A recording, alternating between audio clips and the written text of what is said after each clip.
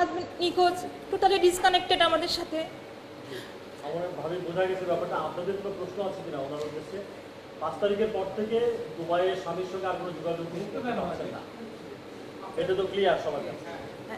মানে ও 5 তারিখ পর্যন্ত ও দুবাইয়ে কোনো মানে আইন বিরুদ্ধে কোনো কাজে ইনক্লুড না, এবং আন্দোলনে যে ও সবাই তো জানে 57 জন ভিকটিম, ওদেরকে জেল হয়েছে, ওদের নিয়ে সবাই ভয়েস রেজ করছে।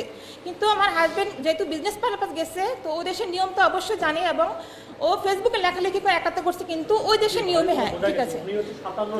57 বাইরে আমার আব্বুর সাথে আমার 5 তারিখ রাতে সেই যোগাযোগ হয়েছিল।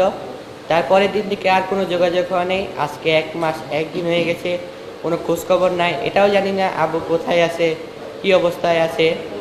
আমি চাই আমার আব্বু সুস্থ স্বাভাবিকভাবে ফিরে আসুক এবং বাংলাদেশ নতুন সরকার যেন আমাদেরকে সাহায্য করে।